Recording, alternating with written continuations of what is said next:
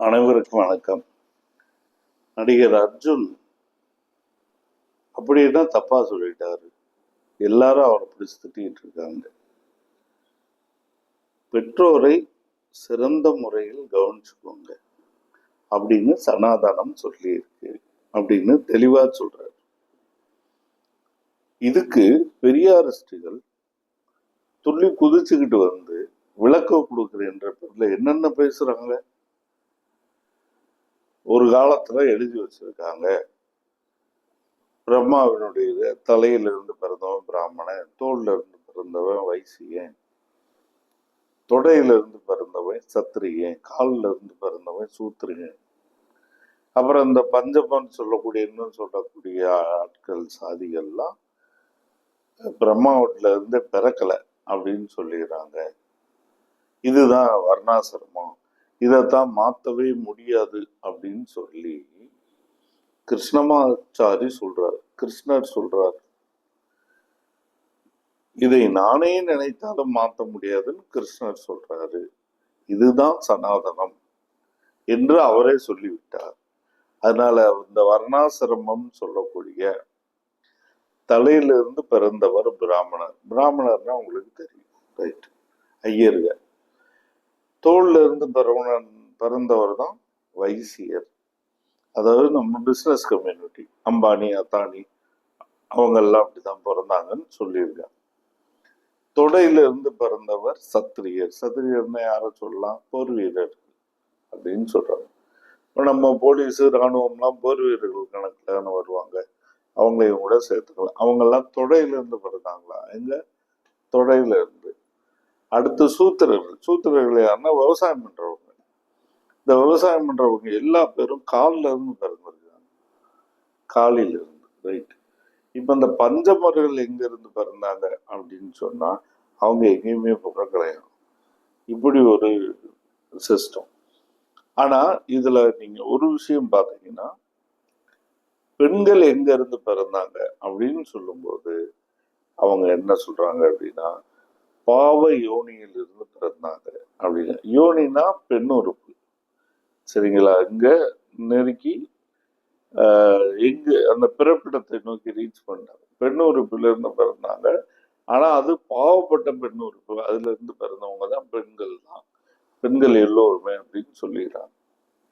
அப்ப இந்த கதைகளை எடுத்துட்டு வந்து இந்த பெரியாரிஸ்டுகள் என்ன பண்றாங்க, அர்ஜுனும் ஒரு அருமையான விஷயத்த சொல்றாரு. அப்பா அம்மாவை நல்லா பார்த்துக்காங்க, அதுதான் சனாதனம்னு சொல்லி. இப்ப நான் என்ன சொல்றேன்னா, இந்த பஞ்சாயத்தை ஒரு வழியா முடிப்போம். அர்ஜுன் சொல்ற மாதிரி ஒரு விளக்கம் எடுத்துக்கிட்டா என்ன தப்பு இருக்கு? ஒண்ணு, ரைட்டா? சரி, எல்லாரையும் பெற்றோரை நல்லா பார்த்துக்கணும்ன்றதுல யாருக்கும்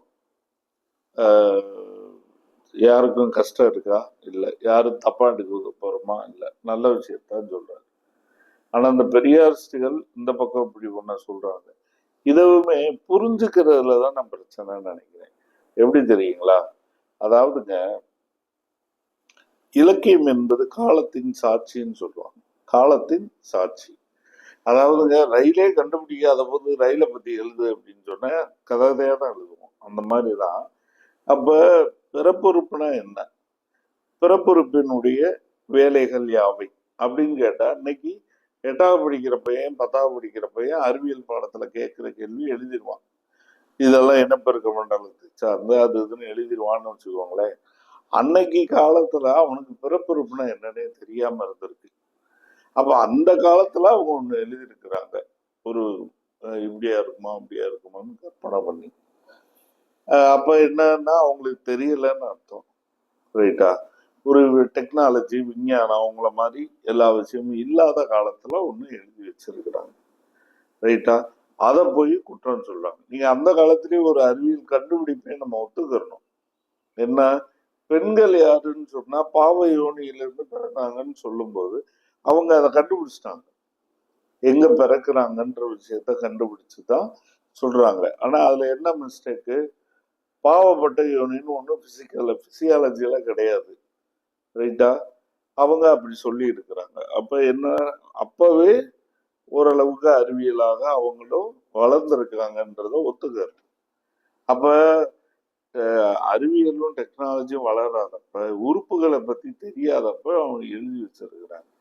பிறப்புறுப்புகளை பத்தி தெரியாம சொன்னதுதான் இந்த வர்ணாசிரமம், சனாதனம் எல்லாம் எழுதுனது எல்லாம். அப்ப அதை போய்கிட்டு இன்னைக்கு வச்சுக்கிட்டு குற்றம் கண்டுபிடிப்பது சரியில்லை அப்படின்றது இன்னைக்கு ஞாயிற்றுக்கிழமையுடைய செய்தியா நம்ம சொல்லிக்க விரும்புறோம். ரைட்டா? அன்னைக்கு எழுதுனவங்களுக்கு ஒரே மிஸ்டேக் தான், அவங்களுக்கு பிறப்புறுப்புனா என்னன்னு தெரியல, அதனுடைய பயன்பாடுகள் என்னன்னு தெரியல. ரைட்டா? அடுத்து கடைசியா நான் ஒண்ணு சொல்றேன். ஆனா இன்னைக்கு ஒரு காமெடி ஓடிக்கிட்டு இருக்கு. இன்னைக்கு சொல்றதுதான் காமெடி. குஜராத்தும் மத்திய பிரதேசம் நினைக்கிறேன், ஒரு ஜட்ஜு ஒருத்தர் ரொம்ப அழகா ஒரு விஷயத்த சொன்னார். என்ன அப்படின்னா, மயில்கள் எப்படி இனப்பெருக்கம் செய்கின்றன அப்படின்னு சொல்லும்போது அவரு எப்படி சொன்னார் தெரியுங்களா? ரொம்ப அழகா சொன்னார். நினைச்சா உங்களுக்கே கண்ணீர் வரும், அதை கேளுங்க.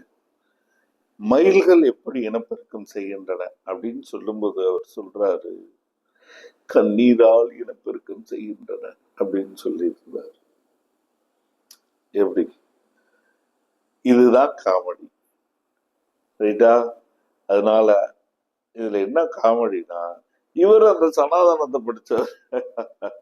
சனாதனத்தை படிச்சு நம்ம அர்ஜுன் மாதிரி, அர்ஜுன் சனாதனமா ஏதோ நல்ல விதமா உன்னை சொல்லிட்டு போவோன்னு சொன்னவர், அவருக்கும் இந்த இந்த டீட்டெயில் தெரியலன்னு நினைக்கிறேன். இன்னொரு பக்கம் இவர் நல்லா தெரிஞ்ச ஒரு சனாதனத்தை, அப்ப என்னன்னா இவர் அதோட மேட்ச் பண்ணி அதுக்கு இணையா ஒண்ணு சொல்றாரு. தலையில இருந்து பிறக்கும்போது, தோல்ல இருந்து பிறக்கும்போது கண்ணீர்ல மயில் பிறக்காதாங்க. கரெக்ட் தானே? நன்றி, பார்க்கலாம்.